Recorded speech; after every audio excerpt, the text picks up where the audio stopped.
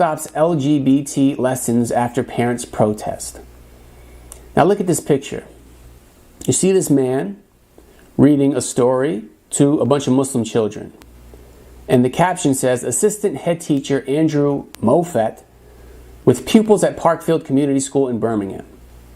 So who is this man? I wanted to find out more about this individual, and I came across this article. Who is Andrew Moffett? One of 3 teachers shortlisted for World's Best Teacher Prize. It says Moffett works in a 99% Muslim school in Birmingham where he promotes LGBT plus equality.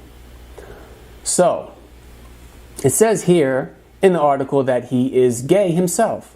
So this is a man, he works at a 99% Muslim school in Birmingham, and he promotes LGBT plus equality, and he is himself a homosexual.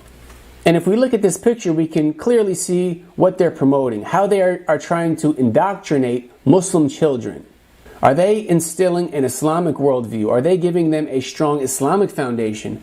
No, they're doing the opposite. Now, this past year at the Islamic University, we studied Orientalism and Christianization. There was a time when the Muslim societies were the most prosperous, they were the strongest, they were the most successful, the most educated. And we learned about how there were non-Muslim societies back then, and they wanted to put an end to Islam. They didn't want it to spread, and they wanted to actually invade Muslim countries and take over Muslim countries. However, they weren't strong enough to do so.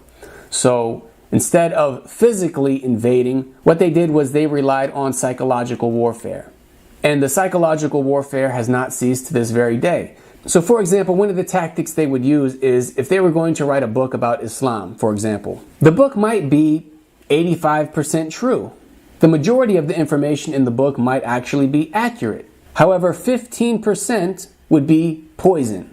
And this is a tactic that's used today. So if we look at this picture, look at the bulletin board in the background. We see this big title, Equality. And like I said, they're piggybacking off of the civil rights movement. And you can see, what do they have? They have Pakistani, they have French, African, Chinese, European, Jamaican. So they're trying to say that ethnicities are equal. They're preaching against racism. And this is something that is true. This is something that coincides with Islam. But look what else they do. They say atheist, Christian, Muslim, Hindu, Sikh. They're trying to say that religions are also equal. Is this something that Muslims believe? Do we believe that a Muslim who worships Allah alone is the same and equal to a Hindu who worships hundreds of gods, who prostrates to statues? No. But you can see how they are indoctrinating children to believe these things. So that if a day comes where a Muslim teaches his child, you know what, we as Muslims, we disagree with the Hindu religion, with worshiping idols. These indoctrinated children are going to think, wow, that sounds racist. But they didn't stop there. You can see they also have straight, they have gay. So they are even bringing sexuality into this. These are small children, and they are bringing sexuality into it.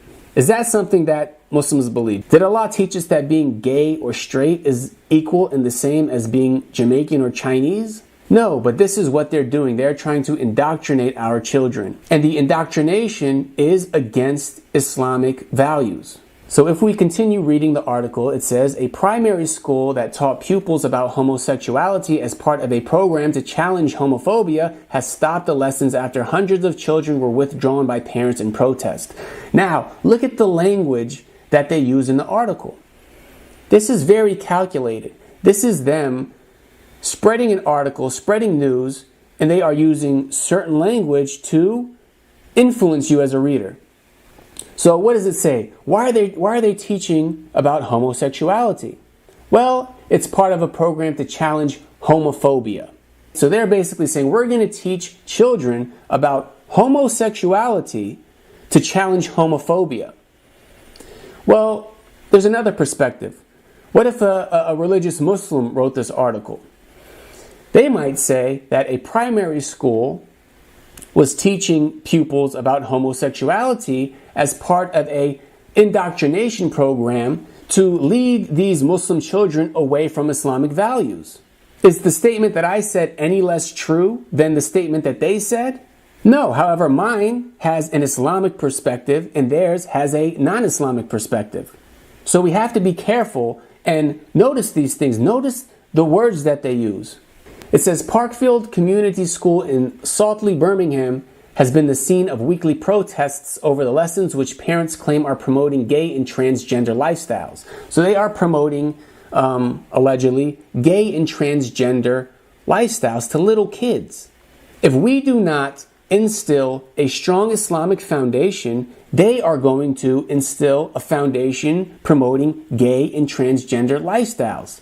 They are going to indoctrinate our children and give them a foundation that is not based on Islam, but rather it's based on their own un-Islamic values.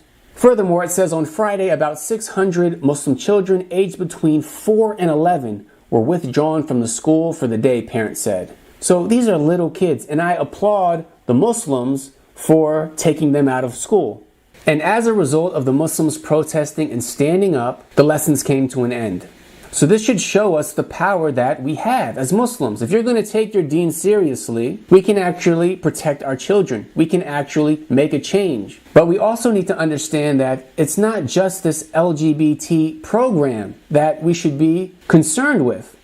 Public school in general is not based on teaching our children Islamic values or giving them an Islamic outlook on life. We should be homeschooling our children. We should be establishing Islamic schools. We should make that a priority. There's not much difference between them being taught this LGBT stuff versus the other stuff that they're taught about in school that is going to take them away from Islam. This is just much more obvious to people who can remember a time when this sort of behavior was considered unacceptable. However, they are trying to indoctrinate our children from a very, very young age so that the next generation, they don't feel that way.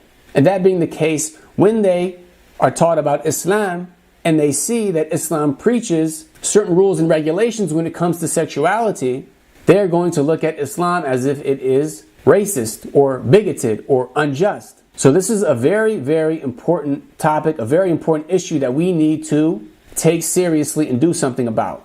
Now, before I close, I want to look at this other article that was just published, March 5th, 2019. And this is an opinion piece. It says, pupils shouldn't be denied LGBT lessons, whatever their parents say. And at first you're like, wow, how dare you try to tell Muslim parents that their kids should be forced to learn about this LGBT stuff. Well, the way that they get away with it is because this guy is a Muslim. We read here, growing up gay and Muslim, I know I would have benefited. Parkfield School should continue its No Outsiders program. So this is a tactic that they use. They try to use Muslims to push these anti-Islamic ideologies because many of us are influenced by other Muslims. A lot of us, instead of looking to the Quran and Sunnah, we will look to other Muslims and just assume that because they're Muslim, that what they're preaching coincides with Islam. So for example, you see people like Linda Sarsour. She's one of the most famous Muslim activists in America. She preaches this LGBTQ ideology. You see Ilhan Omar. She does the same thing. They try to use Muslims as an effective way to preach these things and to influence other Muslims because Muslims who don't know any better are going to give it more legitimacy just because it's coming from another Muslim. But we have to remember, we have to understand, we don't get our values just from any old Muslim. We get our values from the Quran and Sunnah, and no matter what anyone says, if it doesn't coincide with the teachings of the Prophet ﷺ and the Quran, it doesn't matter who you are. You don't speak for Islam. You are not Allah. We do not change our deen. We do not change divine guidance based on any human being. That's how nations and religions of the past went astray. Instead of sticking to the divine guidance and the messengers and the prophets, they changed things.